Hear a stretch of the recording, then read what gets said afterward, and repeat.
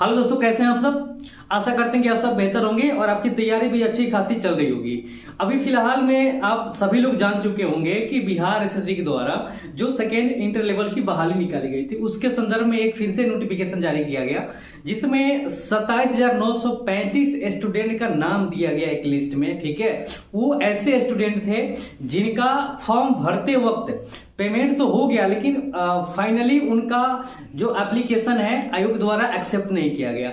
उनको जो है फिर से मौका देते हुए आयोग ने ये नोटिफिकेशन जारी किया है। आप लोग ये जरूर पढ़े होंगे नोटिफिकेशन, लेकिन इसके साथ साथ अन्य सभी जो उसके एप्लीकेंट है, आवेदक हैं या जो अभ्यर्थी हैं, उनको भी मौका दिया है सुधारने का। ये लास्ट चांस है। ठीक है, अब इस चीज को लेकर के जो बच्चे मन से तैयारी कर रहे थे, एकदम मतलब जो प्रॉपर तरीके से स्ट्रिक्ट होकर के तैयारी कर रहे थे कि अब इसका एग्जाम जो है तुरंत होने वाला है। ठीक है, अभी आजकल हम सुन रहे हैं कि बहुत डिमोटिवेट हो गए हैं या तरह तरह की जो है उनके माइंड में कंफ्यूजन चल रहे हैं आजकल। ठीक है, उसी के संदर्भ में ये वीडियो हम आज बना रहे हैं। तो सबसे पहले आप जान लीजिए कि जो नोटिफिकेशन जारी किया गया है ना, उसमें वैसे स्टूडेंट मतलब जो है लगभग 28,000 मान सकते हैं, 27,935 के अराउंड में ये ऐसे स्टूडेंट है जिन्होंने फॉर्म भरते वक्त पेमेंट तो कर दिया, लेकिन जो है ये उनका फाइनली एप्लीकेशन ये सेलेक्ट नहीं हो पाया, सबमिट नहीं हो पाया आयोग के वेबसाइट पर। ठीक है,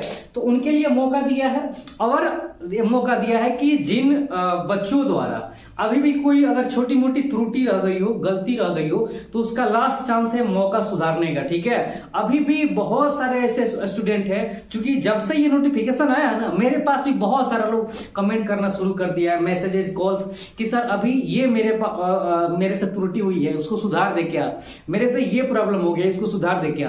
तो देखिए अभी भी समस्या है, दो बार टाइम देने के बाद भी अभी बहुत सारे ऐसे स्टूडेंट हैं जिनके पास समस्या है। ठीक है, तो ये लास्ट चांस है उसको सुधारने का, और ये सुधारेंगे कैसे एक बार ध्यान से देख लीजिए। ये तो इन लोगों को तो देखना ही पड़ेगा सबसे पहले जाकर के। अभी लिंक नहीं दिया गया वेबसाइट पर, मेरे ख्याल से मंडे कल जो है इवनिंग तक लिंक जारी कर दिया जाएगा, क्योंकि कल तो सैटरडे था, आज संडे ही था, तो काम ये ऑफिस बंद होता है इस दिन।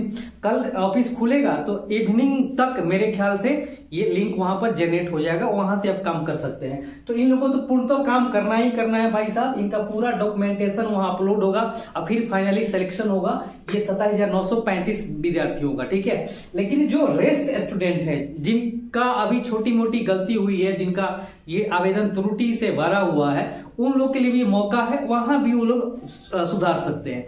अब सुधारना क्या है, थोड़ा सा ध्यान दीजिएगा, इस बात को बारीकी से आप ध्यान देंगे। आप सभी लोग डॉक्यूमेंट अपलोड किए हुए हैं, ठीक है, अपलोड किए हुए हैं, तो पहले ही बहुत ज्यादा शिकायत आ रहा था अपलोड करते वक्त, है ना सर, डाउनलोड कर रहे हैं या वहां पर हम व्यू कर रहे हैं तो बाकी डॉक्यूमेंट तो खुल जा रहा है, लेकिन कुछ डॉक्यूमेंट है, जैसे मैट्रिक का ये प्रमाण पत्र हो गया या इंटर का प्रमाण पत्र, ये ओपन नहीं हो पा रहा है। ठीक है, ये एरर बता रहा है। तो इस तरह की समस्या बहुत सारे स्टूडेंट बताए थे।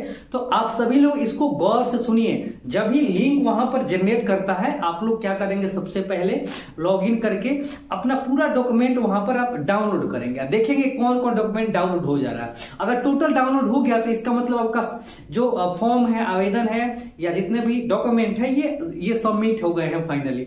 अगर नहीं हुए हैं, जहां पर एरर दिखाई दे रहा है, उसको क्या करना है, फिर से अपलोड कर लेना है, क्योंकि बाद में कहीं से दिक्कत नहीं हो। ये लास्ट चांस है, इसके बाद चांस आयोग देने वाला नहीं है। अब ये काम तो कर ही लेना है। दूसरा काम ये है भाई साहब, ये पहला चीज, ये एडिट करने या जो भी डॉक्यूमेंटेशन को अपलोड करने से संबंधित या जो भी छोटी मोटी गलती हुई है उसको सुधारने से संबंधित।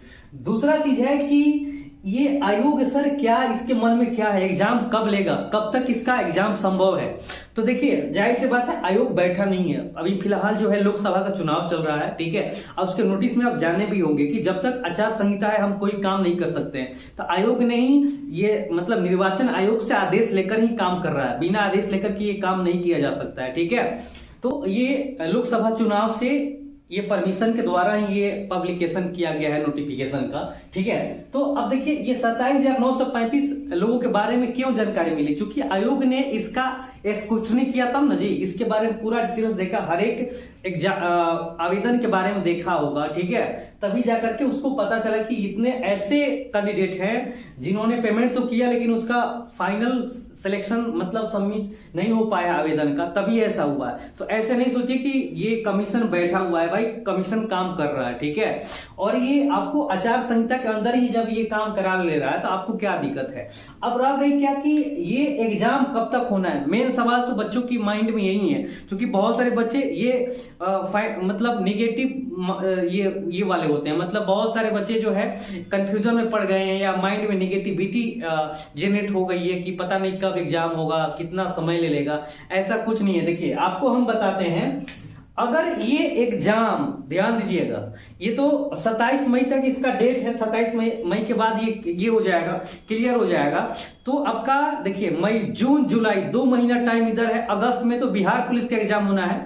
अगर इसका एग्जाम, ध्यान दीजिएगा, जुलाई में अगर करा लिया तब तो कोई दिक्कत नहीं है। अगर जुलाई में नहीं कराता है ना, तो ध्यान दीजिएगा सितंबर में इसका एग्जाम जो है एनी हाउ स्टार्ट होगा। आपके पास टाइम नहीं है। और जितना लोग सोच रहे हैं ना माइंड में निगेटिविटी लेकर के कि कब एग्जाम लेगा नहीं लेगा, आपका लाइन लगा देगा एग्जाम का, ठीक है। ये आपके सामने सिर्फ बिहार एसएससी नहीं है, बिहार पुलिस भी है। बहुत सारे लोग ये सिविल कोर्ट वाला जो भी उनका एग्जाम देना है, उसके बाद CGL 4 की भी बहाली आने वाली है। तो आप अगर अच्छा तरीके से इसका प्रिपेयर नहीं कर पाइएगा, जब इंटरमीडिएट लेवल का एग्जाम आपसे क्वालिफाई नहीं कर पाएंगे, आप नहीं निकाल पाएंगे, तो क्या CGL कैसे निकाल पाइएगा, है ना।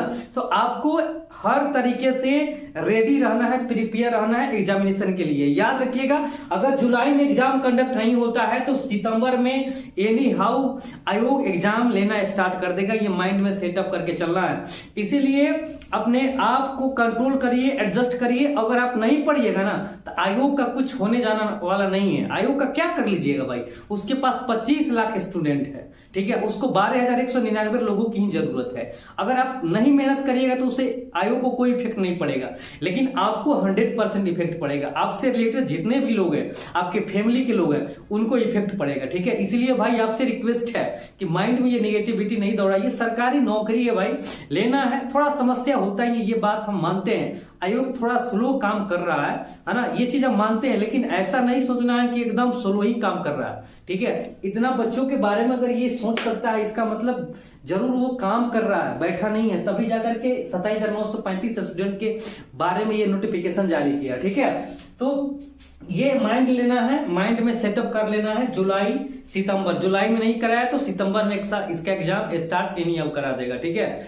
अगर जुलाई में नहीं कराया तो इधर ये जून जुलाई में एग्जाम जो सेंटर होता है उसको मैनेज करेगा अच्छे से, ठीक है। उसके बाद सितंबर से आपका एग्जाम शुरू कर देगा, ठीक है। तो उम्मीद करते हैं कि ये सभी चीजें आपको स्पष्ट रूप से समझ में आ गई होगी, ठीक है।